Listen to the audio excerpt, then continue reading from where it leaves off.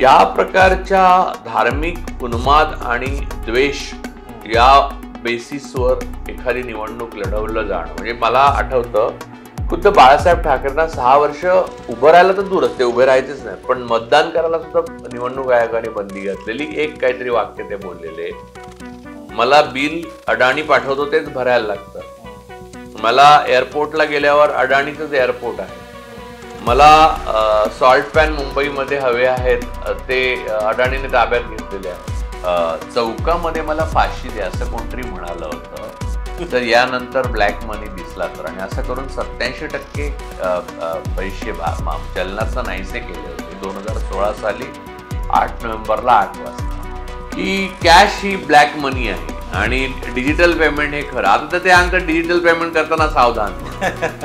मला असं तुम्हाला थोडंसं वेगळं प्रश्न विचारायचं, काय होईल ते होईल, काय व्हायला पाहिजे?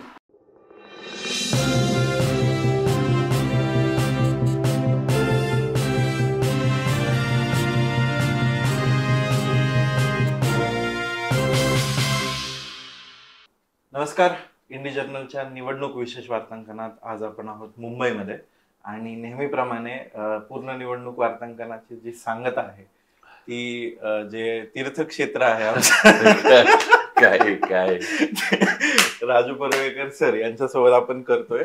आणि या निवडणुकीत आता आपण काय काय बघितलंय, काय काय प्रकार बघितलेत, काय काय घडलंय, काय मुद्दे समोर आले याच्यावरती आपण त्यांच्यासोबत चर्चा करणार आहोत. तर सर पुन्हा एकदा स्वागत थँक्यू इंडी जर्नलमध्ये. पहिले तर मला म्हणायचं की मी ही आयडिया घेऊन येणार होतो तुमच्याकडे, पण तुम्ही मेघनाथ सोबत लाईव्ह करून ती आयडिया ऑलरेडी हे झाली. पण तरी महाराष्ट्रात चाललंय काय? What's wrong with you Maharashtra? What's wrong with you Maharashtra? महाराष्ट्रात काय चाललंय हे मी आता ऍक्च्युली तुला तेच सांगत होतो म्हणजे अगोदर की एक बीजेपीच्या आणि एक काँग्रेसच्या माणसाशी मी आता बोललो, म्हणजे मोठ्या नेत्यांशी बोललो. तर त्यांना मी म्हटलं तुम्हाला असं वाटत असेल ना 23 तारीख येऊच नाही, तर ते म्हणले हो. जर ज्या पद्धतीने या इलेक्शनला एवढे कोण प्राप्त झालेत त्यातून काही निष्पन्न काय होणार हे कोणालाच माहित नाही. म्हणजे आणि बीजेपीचं प्रशासनावर आणि इलेक्शन कमिशनवर जे नियंत्रण आहे त्याच्यामुळे आणि शिंदे गटाचं, आणि त्याच्यामुळे थोडी त्यांना जी काय आशा आहे ती वगळता बाकी कोणालाही एखादा अंधाऱ्या गुहेत दुसरी बाजू कधी येणार आहे लाईट हे माहीत नसलेले लोक चाचपडत जातात तसं जात आहे. बरोबर, एकाला दुसरा धरून.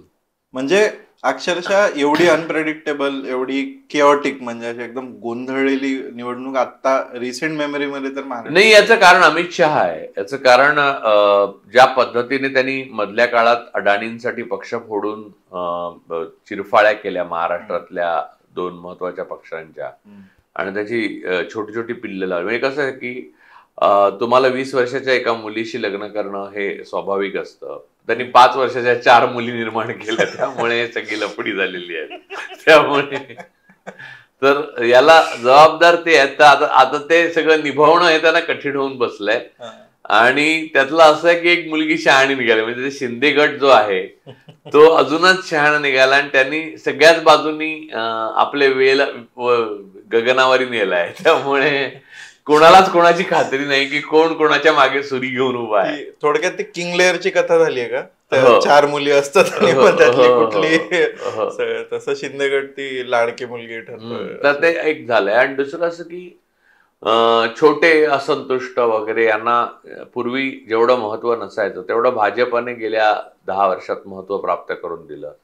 कारण काय व्हायचं की छोट्यांना वगैरे संसाधनं नसायची, तर भाजप स्वतःच्या फायद्यासाठी त्यांना वापरताना संसाधनं त्यांना प्राप्त करून देते. त्यामुळे त्यांचा कोण अधिक तीक्ष्ण होत जातो. आणि त्यामुळे काय होतं की लोकांनी मत दिलं आणि निवडून आलेलं सरकार याच्यामध्ये काही ताळमेळच राहत नाही. हे आपण अनेकदा पाहिलेलं आहे. आणि हे सगळं एका माणसाच्या फायद्यासाठी येते, म्हणजे गौतम अडाणी. अदानींकडे येऊच आहे आपण. अदानी एक खूप महत्वाचा फॅक्टर आता महाराष्ट्रात, द फॅक्टर आहे. महाराष्ट्र नाही, भारतासाठी. अडाणी यांच्या संपूर्ण फ्रॉड्युलंट साम्राज्याचा अस्त म्हणजे भारताचं स्वातंत्र्य. हे इक्वेशन लोकांनी मनात ठसवून घेतलं पाहिजे आता. नाही, मी या अर्थाने म्हणलो की म्हणजे मी तुला म्हणजे महाराष्ट्राच्या बाबतीत पण ते वेगळं नाहीये, कारण महाराष्ट्र ही अपवाद नाही. हा, त्या अर्थाने मला म्हणायचं. पण ठीक आहे, त्याच्याकडे येऊच आपण. ह्या सगळ्या गोंधळाबद्दल बोलताना आणि तुम्ही छोट्या म्हणजे असंतुष्टांचा उल्लेख केला, तर असं झालंय का कुठेतरी हे जे सिम्बलिझम असतं की पक्ष शिस्त, पक्षाचा आदेश, पक्षाची विचारधारा, काहीतरी भूमिका, ही सगळे जे सिम्बल्स आहेत ते आता ब्रेक झालेले आहेत आणि त्यामुळे आता लिटरली ज्याला जे जमेल, ज्याला जे हवं ते वाटेल ते चालू आहे, असं ते झालेलं आहे का? त्याला थोडं पॉलिटिकल सिम्बलिझमच्या माध्यमातून घ्यायचं झालं. एकतर इलेक्शन कमिशन नावाची संस्था अस्तित्वातच नाहीये, कारण बटेंगे तो कटेंगे, एक है तो सेफ है, हे जे रिलिजियस आणि अत्यंत, म्हणजे परवा राज ठाकरेंचं एक भाषण मी ऐकत होतो, त्याच्यामध्ये अजानचा आवाज आला. जनरली म्हणजे इव्हन मोदी सुद्धा बऱ्याचदा मी बघितलं, म्हणजे नाटक का असे ना, पण म्हणजे बाकी तर असं सुरू झालं की भाषण थांबवतात. यांनी त्यांच्या तोंडात बोळे कोंबारे या लेवलला बोलायला सुरुवात केली. नितेश राणेंचं आपण अगोदरच बघितलेलं आहे. या प्रकारच्या धार्मिक उन्माद आणि द्वेष या बेसिसवर एखादी निवडणूक लढवलं जाणं, म्हणजे मला आठवतं खुद्द बाळासाहेब ठाकरेंना 6 वर्ष उभं राहायला तर दूरच, ते उभे राहायचेच नाहीत, पण मतदान करायला सुद्धा निवडणूक आयोगाने बंदी घातलेली. एक काहीतरी वाक्य ते बोललेले त्यासाठी. तर निवडणूक आयोगाचं अस्तित्व नल अँड व्हॉइड झाल्यामुळे आणि ते मोदी शहा यांनी केल्यामुळे आणि अडाणीने हुशारीने केलं ते, आणि प्रशासन, ज्युडिशरी सगळी डिफंक झालेली आहे. अशा वेळेला काय करणार माणूस? त्याला आयडियोलॉजिकली जगायचं तर कसं जगायचं सांग? मला आयडियोलॉजिकली जगायचं, कसं जगू? मला बिल अडाणी पाठवतो तेच भरायला लागतं. मला एअरपोर्टला गेल्यावर अडाणीचंच एअरपोर्ट आहे.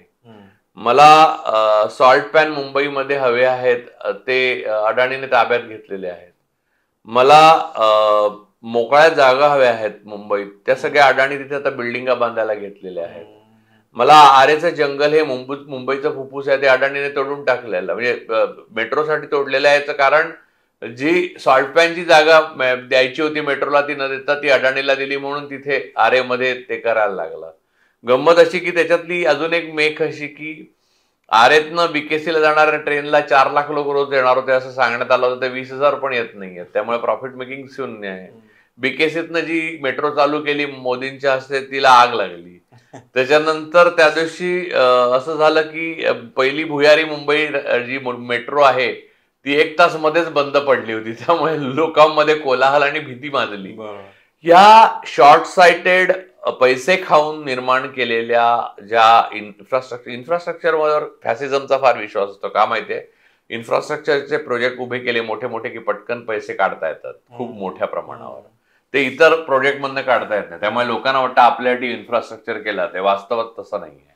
तर हे जे आहे आणि ज्याच्यामध्ये लूपहोल्स, तुम्ही बघा रस्ते आता महाराष्ट्रातले काय परिस्थिती आहे ना, म्हणजे मुंबई असो, नाशिक असो, पुणे, सगळ्या रस्त्यांची जी परिस्थिती आहे, वाहनं नव्या मॉडेल्स रस्त्यावर येत आहेत आणि त्याची जी मॅक्सिमम गती आहे त्याच्या मला नाही वाटत काटा अर्ध्याच्या पुढे पण जातो. स्पीडोमीटर एवढा जातो, याच्यावर जात नाही. आणि इंधनाची गोष्ट अशी आहे की रशियाकडनं आपल्याला कमी पैशात किंवा असं जे इंधन मिळतं ते अंबानी आणि अडाणी मार्फत आपल्याला प्रचंड पैसे द्यावे लागतात त्याचे. त्यामुळे शेवटचा माणूस जो भरडला जातोय तो कुठच्या आयडियोलॉजीने जगणार, कोणत्या फिलॉसॉफीने जगणार? बरं, त्याने याच्या विरोधात मत द्यायचं झालं तर कोणाला मत द्यायचं? राईट. तुम्ही जो आता पैशांचा आणि याचा हा जो सगळा मुद्दा काढला, त्याच्यावरून आम्ही रिपोर्टिंगसाठी काही भागात महाराष्ट्रातल्या जेवढं आम्हाला शक्य आहे तेवढं गेलो. तर एक अनुभव असा आहे की पहिली गोष्ट तर इतका प्रचंड पैसा ओतलेला आहे प्रत्येक कॅन्डिडेटने. काही कॅन्डिडेट्सने अगदी कोकणासारख्या परिसरात सुद्धा 50-50 कोटी 40-40 कोटी रुपये कॅम्पेनसाठी लावलेले आहेत. आणि असे आपण म्हणलं तर किमान 2800 कॅन्डिडेट आहेत, तर त्यांचे एवढे कोट्यवधी रुपये त्याच्यामध्ये निवडणुकीच्या ह्याच्यात लागलेले. तर हा एक अनुभव. नाही, पण मला एक म्हणायचं आहे की चौकामध्ये मला फाशी द्या असं कोणतरी म्हणालं होतं. जर यानंतर ब्लॅक मनी दिसला तर, आणि असं करून 87% पैसे चलनात नाहीसे केले होते 2016 साली 8 नोव्हेंबरला 8 वाजता. त्यानंतर जर एवढे पैसे निघत असतील तर तो चौक कुठे गेला आणि ती फाशी कुठे गेली? तुम्हाला असं विचारायचं होतं की इलेक्ट्रल रिफॉर्म्सची कधी कधी चर्चा व्हायची. इलेक्ट्रल प्रोसेस जी आहे ती बदलायला हवी. म्हणजे उदाहरणार्थ स्पेसिफिक एक रक्कम जी आहे ती गव्हर्नमेंट म्हणजे इलेक्शन कमिशनच प्रत्येक कॅन्डिडेटला देणार, तेवढ्यातच त्यांनी स्वतःचा प्रचार करायचा.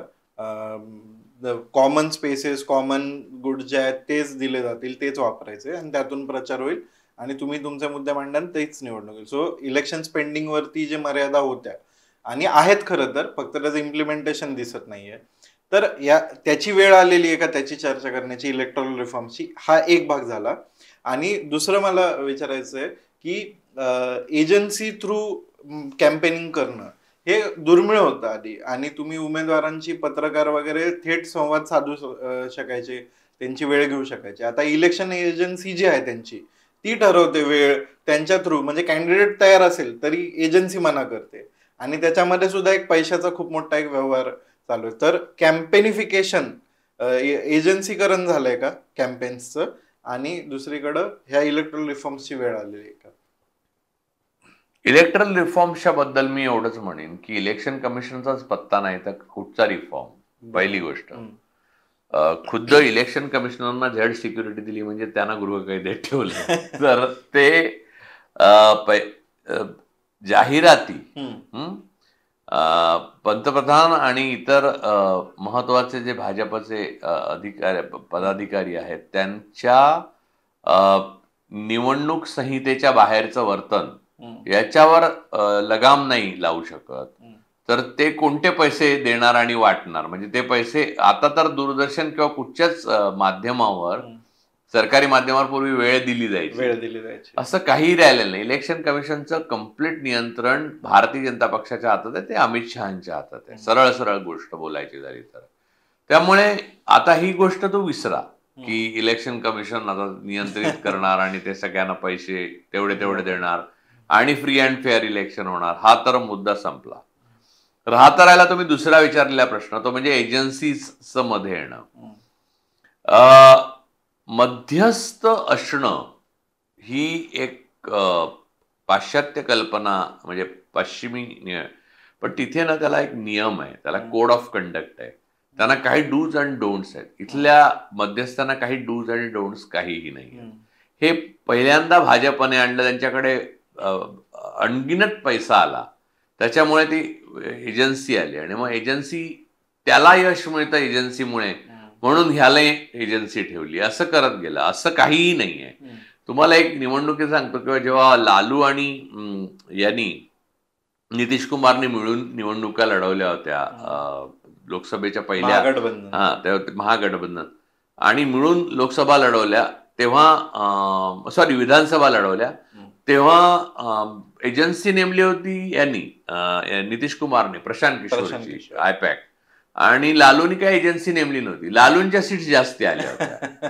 त्यामुळे एजन्सीज नेमल्यामुळे माणसाच्या सीट जास्त येतात. हे गुलाबीकरण जे आहे ते गुलाबीकरण अजितदादांना पटलेलं आहे.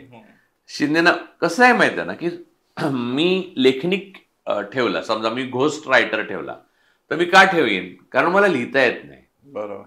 मला लिहिता येत नसेल तर मी घोस्ट रायटर ठेवेन. माझे ट्विट्स मी लिहितो, मला एजन्सी का नाही ठेवायला लागत? कारण ऐपत नाही ह्या गोष्ट मी लपवून ठेवतो, पण ऐपत नाही याच्या पलीकडे दुसरी अशी गोष्ट की मलाच लिहिता येतं, तर मी कशाला कोणाला सांगू? त्याच्यापेक्षा बेहतरीन मी लिहू शकतो. म्हणजे मी स्वतःची मी एजन्सी आहे. आज अशी परिस्थिती आहे की राजकारणामध्ये बहुतेक राजकारणांना स्वतःला 4 वाक्य नीट बोलता येत नाही, लिहिण्याचं दूरच. मला व्याकरणात जायचं नाही, कारण मी स्वतः कुठच्याच भाषेचं व्याकरण नीट बोलत नाही, मराठी पण नाही, हिंदी पण नाही, परंतु मी कम्युनिकेट चांगलं करू शकतो. तर मुद्दा, मी व्याकरण शिकलेलोच नाहीये कुठच्याच भाषेचं. तर कम्युनिकेट करणं जे आहे ते लीडरला किंवा कार्यकर्त्याला अतिशय आवश्यक आहे, आणि ते आजच्या कोणालाच जमत नाही. तर ते बाहेरच्या बाहेर कोणाला तरी कोणतरी करून देतंय ना, तर सोपं होतं. जसं की मिक्सर आल्यावर पाटा वरवंटा दूर झाला. आता पाटा वरवंटा दूर झाला हे चांगलं झालं. याचं कारण असं की स्त्रीच्या श्रम वाचले. पण इथे ते तसं वर्क होत नाही. इथे नेत्याचे श्रम वाचण्याची काही गरज नाही. असं काही नेता अदरवाईज श्रम करतच नव्हता. जे श्रमाविना वित्त मिळतं त्याला, ज्या प्रकारचं तो सांगतोय आता 40-50 कोटी रुपये घालतायत, तर 40-50 कोटी रुपयामध्ये एक small scale medium scale industry उभी राहू शकते. आणि एवढ्या इंडस्ट्रीज जर राज्यभर उभ्या राहिल्या तर सगळे जे बेकार आहेत ते तरुण नोकरी करू शकतात आणि त्यांची लग्न होतील, बरोबर, आणि राज्य सुदृढ आणि बलवान होईल. पण हे पैसे अनअकाउंटेड पैसे. आणि दुसरं असं की मोदींनी असा भ्रम पसरवून ठेवलाय, जो जिओ पेमेंट आणि पेटीएम साठी फायदा झाला नंतर तोही एजन्सीजला फायदा आला. आडतेदारांच्या फायद्यासाठी सगळ्या गोष्टी, की कॅश ही ब्लॅक मनी आहे आणि डिजिटल पेमेंट हे खरं. आता तर ते सांगतात डिजिटल पेमेंट करताना सावधान. तर आणि कॅश हे बिचारे वडापाववाला, चहावाला, मोची, छोटे छोटे उद्योग करणारे लोक, हे लोक कॅश कमवतात. कॅश म्हणजे ब्लॅक मनी नव्हे. हे 40-50 कोटी जो वापरतायत, किंवा मला असं कळलं की एक गट आहे तो 70 कोटी रुपये एका आपल्या उमेदवाराला देतोय. तर 70 कोटी म्हणजे लोकसभेला त्यांनी 20-25 कोटी दिलेले आणि आता 70 कोटी रुपये देतोय. तर 70 कोटी रुपये जर एखाद्या इलेक्शन लढण्याकरता द्यायला लावत असेल तर मला असं वाटत नाही की लोकांना लोकाभिमुख आणि लोककल्याणकारी असं शासन मिळू शकतं. त्यामुळे मी या निवडणुकीच्या आउटकम मधनं, म्हणजे जे काही निघेल बाहेर, त्यातून जनतेचं काही कल्याण होईल यावर माझा विश्वास नाही. फक्त 2च मुद्दे आहेत. एक फॅसिस्ट भ्रष्ट येणार, म्हणजे भ्रष्टाचार करणार पण तुम्हाला बोलूच देणार नाही त्याच्याबद्दल, आणि दुसरे भ्रष्ट येणार, लिबरल भ्रष्ट येणार, जे भ्रष्टाचार करणार त्याच्याबद्दल तुम्ही बोलू शकणार. तर बोलू शकणार ते लोक आपण पसंत करतो, एवढं. बाकी त्यात काही फरक नाही, काना मात्रेचाही फरक नाही. हा एवढा पैसा ओतणं जे चालू आहे, आता आपण मूळ मुद्द्याकडे येऊ, द फॅक्टरकडे येऊ आपण त्या. सो आता महाराष्ट्रात तुम्ही, उत्तर महाराष्ट्रात मी होतो, तिथं जवळपास 3-4 मेगा प्रोजेक्ट चालू आहेत. एक्सप्रेस हायवे, सगळे इन्फ्रास्ट्रक्चरचे असणार. हा, सगळे इन्फ्रास्ट्रक्चरलच आहे. Bullet train, expressway, Vadodara expressway, freight corridor आणि पॉवर. गुजरातमध्ये बुलेट ट्रेनचं ब्रिजच पडलं, म्हणजे ते आता डायरेक्ट उडून जाणार. ते जपान पर्यंत पण जाऊ शकतो. मधला गॅप स्पीड मध्ये असल्यामुळे तो कव्हर होईल तो ट्रेनचा. पण माझा मुद्दा असा आहे की उत्तर महाराष्ट्रात ते चालू आहे. कोल्हापूरमध्ये आपण बघितलं, पुन्हा एकदा अदानींचा पंप स्टोरेज प्रकल्पावरून वाद झाला होता. तिथं सह्याद्री मध्ये ते पंप स्टोरेज प्रकल्प उभा करायचा प्रयत्न करतात. पुण्याजवळ सुद्धा अडानी हे, मला असं वाटतं की चीन, रशिया, अडानींचे पार्टनर चायनीज जे आहेत, हे सगळे मिळून भारताच्या अर्थव्यवस्था आणि भारताचं जे मूलभूत सामर्थ्य आहे ते नष्ट करण्याकरता वापर केले गेलेले लोक आहेत. आणि जसं ईस्ट इंडिया कंपनी होती, भारताचं जे मूलभूत सामर्थ्य नष्ट केलं तेच ही वेस्ट इंडिया कंपनी करते. तर त्याच्या विरुद्धचा लढा हा देशभक्तीचा लढा आहे, आणि तो फक्त राहुल गांधी आणि काही मोजके लोक पत्रकार लढत आहेत. बाकी सगळ्या पक्षातले सगळे लोक त्यांना फितूर आहेत, इन्क्लुडिंग पवार क्लॅन. पवारांकडेच येऊ, पण मला असं विचारायचं आहे की पवारांकडे यावंच लागेल, कारण 7-8 पवार उभे आहेत. मला म्हणायचं की तुम्ही महाराष्ट्राचा आजचा जो इकॉनॉमिक स्केल आहे, महाराष्ट्र एक राज्य म्हणून आपण बघतो की आधी त्याला इंडस्ट्रियल पॉवर हाऊस म्हणायचे, आता त्याला म्हणावं लागेल फायनान्शियल, फक्त जे एक फुगा जो आहे त्या पद्धतीने दिसतोय. एकीकडे हातेकरांसारखे इकॉनॉमिस्ट वॉर्निंग देतात की महाराष्ट्राची अनेक मानकांवर परिस्थिती जी आहे ती बिहार, उत्तर प्रदेश पेक्षा कमी खाली पडलेली आहे. जसं की स्त्रियांचा सहभाग, लेबर फोर्समध्ये सहभाग असेल, तो अगदी 28% वगैरे आलेला आहे, बिहारपेक्षा. इव्हन दरडोई उत्पन्नाच्या बाबतीत सगळी वानवा झालेली आहे. अशा याच्यामध्ये एकीकडे आपण बघतोय की इतका प्रचंड पैसा फिरतोय सगळीकडे, निवडणुकीच्या मेकॅनिझम मध्ये सुद्धा आणि अदरवाईज या इन्फ्रास्ट्रक्चर प्रोजेक्टच्या माध्यमातून सुद्धा. हा पैसा फक्त 1% लोक फिरवत आहेत आणि मॅक्सिमम रीच त्याचा 6% लोकांपर्यंत आहे, इन्क्लुडिंग पॉलिटिशियन्स आणि ब्युरोक्रॅट्स आज पॉलिटिशियन पेक्षा श्रीमंत आहेत आणि बरेच IAS आणि अधिकारी जे वगैरे आहेत त्यांच्या फॅमिलीने म्हणजे बायकांनी वगैरे युरोपियन देशांचं नागरिकत्व घेऊन झालेलं आहे. तुम्ही जर चेक केलं आणि माझं तर असं मत आहे, न्यायाधीश जे आहेत सुप्रीम कोर्टाच्या पासून खालच्या कोर्ट त्यांची संपत्ती नीट शोधून काढली पाहिजे. ती कुठे गेलेली आहे, कशी मिळते आहे, त्यांना किती आहे संपत्ती, ते लपवत आहेत, ती सायफन होती आहे का अडाणीच्या बाजूने 8 निकाल लागतात, हे सगळं शोधून काढण्याची गरज आहे. तेव्हा आपल्याला कळेल की कुजलंय कुठे. बरोबर. मला असं विचारायचंय की हे जे शिफ्ट झालंय, म्हणजे तुम्ही याला नवीन स्वातंत्र्य लढा असं म्हणालात, तर आपण बघतोय रशियामध्ये त्या प्रकारची ऑलिगार्की आहे की पुतिन आणि त्यांचे आवडते इंडस्ट्रियलिस्ट. अमेरिकेमध्ये आता तसं पण रशियाचं लक्षात घे, आपण रशियाचं उदाहरण घेतो पण रशियामध्ये एक सीन वेगळा आहे. रशिया हा प्लुटोपेक्षा मोठा देश आहे. पहिली गोष्ट म्हणजे तो 12 टाइम झोन मध्ये पसरलेला आहे. रशियाचं एन्व्हायरमेंट अमेझिंग आहे. आपलं एन्व्हायरमेंटचं अडाणी जे करतायत ते शेवट आहे, म्हणजे अंत्यसंस्कार करतायत भारतात. रशियामध्ये लोकसंख्या अतिशय 19 कोटी आणि दरवर्षी लोकसंख्या कमी होते वाढण्याऐवजी. त्यामुळे रशियाला माणसं हवी आहेत. किंबहुना दुपारच्या जेवणाच्या सुट्टीत सुद्धा तुम्ही सेक्स करून मुलं जन्माला घाला असं पुतीनने आवाहन केलं मिनिस्ट्री तर त्याच्यासाठी. तर मूळ मुद्दा, त्यामुळे रशिया बरोबर आपली कंपॅरिझन होऊ शकत नाही आपण कुठच्याच देशाबरोबर आता कंपॅरिझन चायना बरोबर करू शकत नाही का लोकसंख्येच्या बाबतीत. आता आपण त्यांच्या पुढे गेलोय, पण इन्फ्रास्ट्रक्चरच्या बाबतीत आणि संशोधनाच्या बाबतीत, रिसर्च अँड डेव्हलपमेंट आणि या युनिव्हर्सिटीच्या बाबतीत आपण त्यांच्या जवळपास 3 शतकं मागे आलोय आता. त्यांच्याकडे म्हणजे काही दिवसांनी तू चीनमध्ये गेल्यावर तुला धक्का बसेल की हाच 1949 साली क्रांती होऊन बनलेला चीन आणि 47 साली स्वतंत्र झालेला भारत, हा भारत धर्माच्या नादाला लागून कुठच्या अवस्थेला पोहोचला आणि चीन कुठे जाऊन पोहोचला. आणि हा चीन आपल्याला त्यांच्या प्याद्यांमार्फत कंट्रोल करतोय. मी असं विचारतोय तुम्हाला की हे समजणं खूप अवघड जाऊ शकतं कोणालाही. म्हणजे साधी गोष्ट आहे, जगण्या मरण्याचे प्रश्न, जे दिवस रात्र मेहनत काम करतात. नारायण मूर्ती म्हणतात की खरं तर ते पण कमीच आहे. 5 दिवस काम करतात हे कमी झालेलं, 6 दिवस काम केलं पाहिजे ते पण 14 तास, असं नारायण मूर्तींची फॅन्टसी आहे. तर अशा काळामध्ये त्यांच्यासाठी हे समजून घेणं की त्यांच्या देशासोबत काय चालू आहे किंवा हा नवीन स्वातंत्र्य लढा आहे हे समजून घेणं थोडंसं कठीण आहे असं नाही वाटत का त्याच्यामध्ये? नारायण मूर्तींबद्दल मला काही बोलायचं नाही, कारण त्यांचं काहीतरी हाडू अडकलंय एजन्सीज मध्ये आणि त्यामुळे ते सरकारला हवं तसं बोलतायत. सिंपल सुधा आणि नारायण यांच्याबद्दल आपण त्यांना आपण ऑप्शनला टाकू. त्यांच्याबद्दल स्वतंत्रपणे एपिसोड पण केला जाऊ शकतो. ते मोहनदास पै सगळ्यांवरच म्हणजे करूच या आपण नंतर. तर राजीव मल्होत्रा म्हणजे सगळी गँग ती, म्हणजे ज्यांनी पुढच्या आगमा निगमा करून नित्यानंदाचं पुढच्या जन्मीचं वगैरे शोधून काढलं, त्याच्यावर येऊया आपण एक दिवशी. पण आता मी एवढं सांगेन की श्रमाचं जे मूल्य आहे ते जो श्रम करतोय त्याला नाही मिळत आहे. जर अंबानीच्या मुलाचं लग्न ज्या पद्धतीने केलं गेलं तेवढे पैसे श्रमाने त्याला मिळालेले नाही आहेत.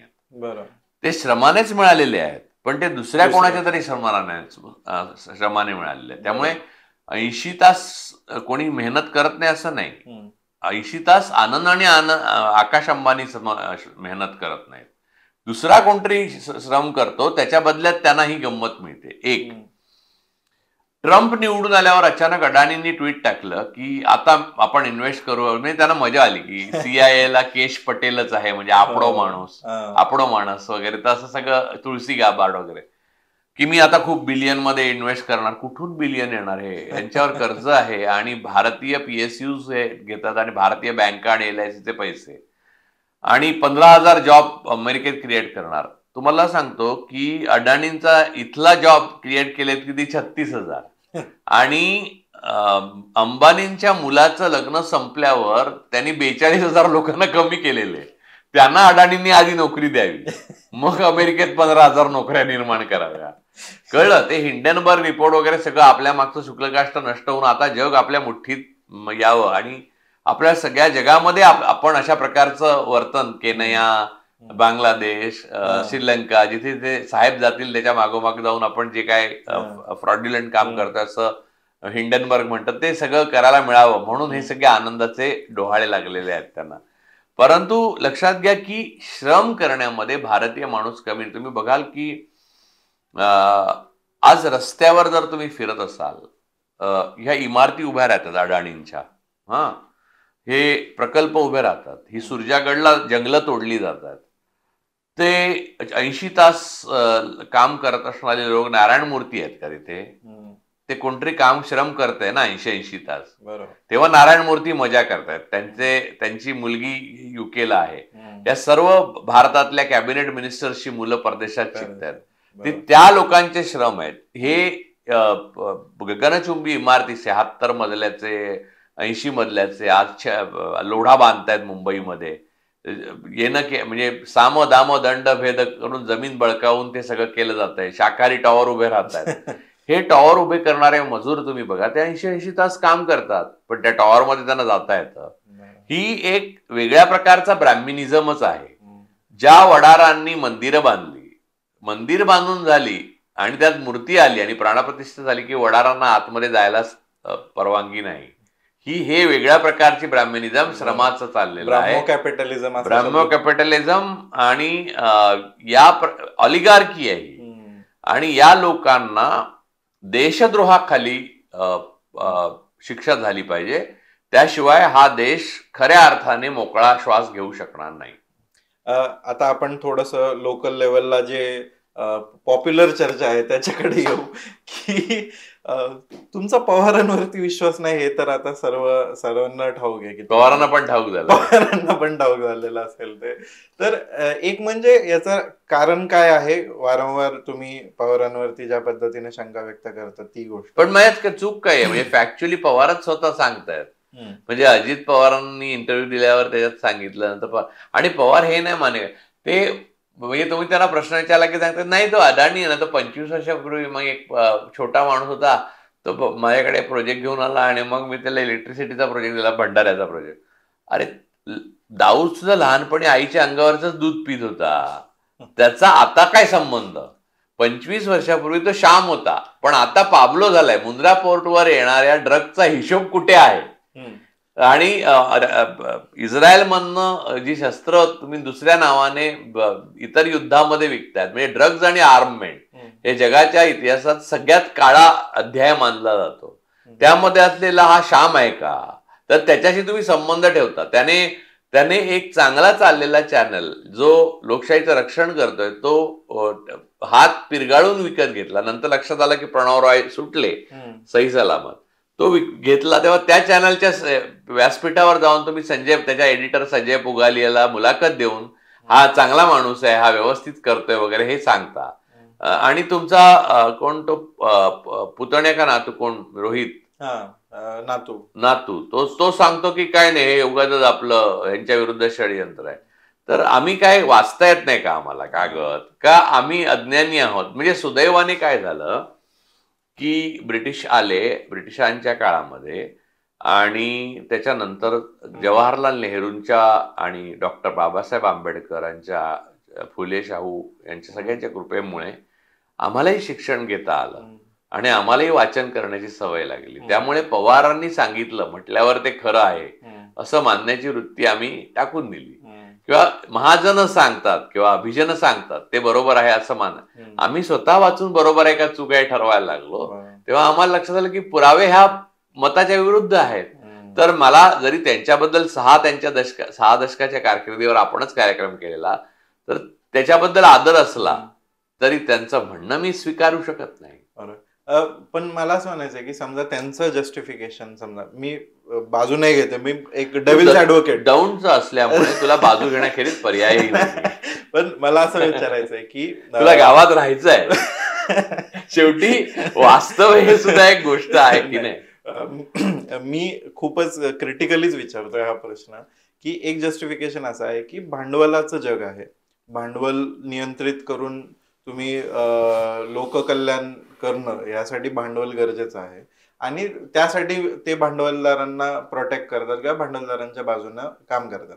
असं जर एक जस्टिफिकेशन दिलं तर अदानी हे त्या साच्यात का फिट होत नाहीत? एकीकडे जर अंबानी चालत असतील किंवा टाटा चालत असतील फॉर एक्झाम्पल, तर अदानी का नाही? टाटा इंडस्ट्रियलिस्ट आहेत, आपण बाजूला ठेवू. टाटानी इंडस्ट्री निर्माण केली आहे, अंबानी त्यात येत नाही. अंबानींचं उदाहरणावर मी येतो. आधी अदानी का येत नाही ते सांगतो. अदानी हे कार्टेलचा भाग आहेत, ऑलिगार्क आहेत आणि जे आता बघ, माधवी बुच यांनी सेबी तर्फे जी चौकशी करायला पाहिजे आणि त्यांचा जे क्विड प्रो क्यू निघाला त्यावर राजीनामा द्यायला पाहिजे ते देत नाहीयेत. का? कारण मग सारा अदानींचं पितळ उघडं पडेल. एक गोष्ट कुठची काढून बघ, त्यातली पिन फुग्यातली हवा निघते. त्यामुळे अडाणी हा उद्योगपती नसून अडाणी ही ऑलिगार्की आहे. अदानी हे कार्टेलचा भाग आहे. मुंद्रा पोर्टवर आलेल्या ड्रगचा हिशोब नाही, शस्त्रास्त्रांचा हिशोब नाही आणि मोदी जातात त्या देशात तुम्हाला काम मिळतं. या प्रकारचं जे वर्तन आहे ते मोनोपॉलिस्टिक आहे आणि ते कॅपिटलिझमला मारक आहे. म्हणून अदानी त्यात बसत नाही.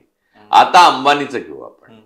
आपल्याला कशी सवय झाली की अटलजी होते तेव्हा अडवाणी कठोर वाटायचे, मग मोदी आल्यावर अडवाणी सौम्य वाटायला लागले आणि आता योगी बघितल्यावर मोदी सौम्य वाटतील. तर अंबानी या न्यायाने आपल्याला सौम्य वाटतो. अन्यथा अडाणी आणि अंबानी यांच्या मॉडेलमध्ये फारसा फरक नाही.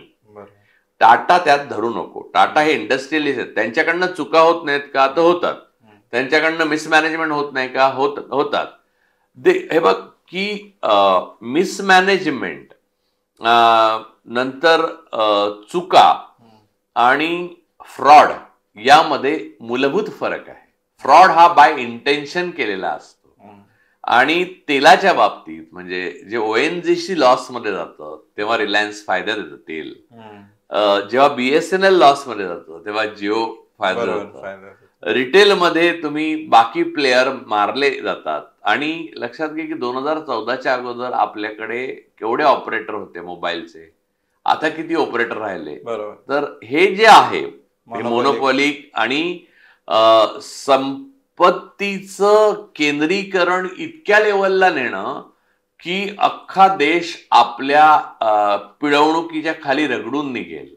हे बॅरबॅरिक तर आहेच, मध्ययुगीन तर आहेच, फ्युडल तर आहेच, पण क्रिमिनलही आहे आणि ते एक्स्ट्रीमली क्रिमिनल आणि अँटी नॅशनल आहे. त्यामुळे या दोघांना अपवाद मानले पाहिजेत. कॅपिटलिझमचा ते भाग नाहीत. ते कॅपिटलिझमचा भाग नाहीत. ते फार राईट आहेत, एक्स्ट्रीम राईट आहेत आणि कोणत्याही जगातल्या युद्ध नंतर मानवतावाद विरोधी कृत्य आणि तत्सम गोष्टी यांच्यामध्ये डायरेक्ट और इनडायरेक्ट त्यांचा सहभाग तुला कधीही आढळेल. सर, शेवटचा प्रश्न. आता काय होईल हा प्रश्न, या निवडणुकीचा निकाल काय येईल त्याच्याबद्दल खूप रंजक चर्चा चालू असतात, एक्झिट पोल्स येतील वगैरे वगैरे. मला असं तुम्हाला थोडासा वेगळा प्रश्न विचारायचा आहे. काय होईल ते होईल, काय व्हायला पाहिजे या निवडणुकीनंतर? या निवडणुकीनंतर मला असं वाटतं की तरुणांनी, या देशातला सगळ्यात जास्त डेमोग्राफिकली आपण यंग देश आहोत, या देशातल्या तरुणांनी आत्मचिंतन केलं पाहिजे आणि नोकऱ्या नाहीत आपल्याला, आपली लग्न होत नाही आहेत, आपल्याला उद्योग करायला मीडियम आणि स्मॉल स्केल इंडस्ट्री उभी करता येत नाहीये. नंतर शिक्षणाचा बट्ट्याबोळ झालेला आहे.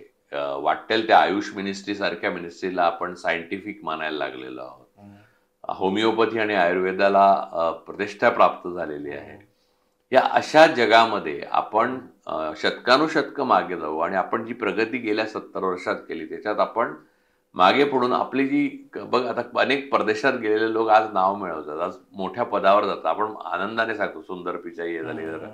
हे का झाले? कारण शिक्षण पद्धती, समान अवसर, इक्विटी, इक्वॅलिटी ह्या सगळ्या मूल्यांची जपणूक झाली आणि वेलफेअर स्टेट होतं.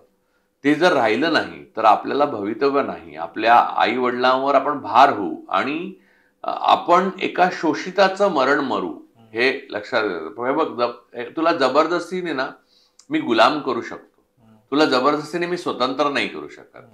त्यामुळे तरुणांनी स्वतंत्र होण्याकरता जाग होण्याची गरज आहे. आणि ते तेजाचे पुंजके आहेत, ते जेव्हा उभे राहतील तेव्हा हे सगळं बर्फ वितळायला लागेल. नाहीतर विंटर इज कमिंग. सर, आता इंडी जर्नलचं वार्तांकन तुम्ही बघितलं असेलच, कदाचित तुम्ही फॉलो करा, तुम्ही फारच बिझी होता या निवडणूक सीझन मध्ये, पण तरी सुद्धा तर थोडंसं इंडी जर्नल बद्दल, जसं मागे तुम्ही एक अपील केलं होतं तसं एखादं जर अपील करू शकलं. माझं इंडी जर्नल बद्दल माझं अपील म्हणजे, इंडी जर्नलचा मी अविभाज्य भाग आहे. इंडी जर्नलने पत्रकारितेमध्ये आणि पत्रकारितेच्या संदर्भातलं लोकजीवनामध्ये आणि आम्ही ज्या मूल्यांविषयी आग्रह धरतो, जी मूल्य जसं की वेलफेअर स्टेट, लोकांना केंद्र ठेवून, शेवटच्या माणसाला केंद्रित ठेवून राजकारण, तर त्या मूल्यांना अनुसरून पत्रकारिता, रिपोर्टाज आणि स्टोरीज आणि डॉक्युमेंटरीज व्हायला पाहिजेत, असं आपण जनरलमध्ये बोलतो. पण इंडी जर्नल ते प्रत्यक्षात आणते. आणि ते प्रत्यक्षात आणण्याकरता इंडी जर्नलला कित्येकदा मी बघतो, प्रथमेश पाटील आणि त्याचे 2 सहकारी, 3 सहकारी, म्हणजे एवढ्या कमी, म्हणजे ते खरं तर 160 तास काम करतात, तर 80 तासाचे जास्तीचे 80 तास जे आहेत, 80+80 त्याचे नारायण मूर्तींनी त्यांना पैसे दिले पाहिजेत CSR मधनं. तर मूळ मुद्दा असा आहे की पैसे नसताना, पदराला खार लावून आणि साधन संपत्ती नसताना, आणि जी मोठी माणसं आहेत, जी आत्ता बळी तो कानपिढी आहेत, म्हणजे अडाणी असतील, अंबानी असतील, शहा असतील, मोदी असतील आणि भाजप, त्यांना ते नको आहेत.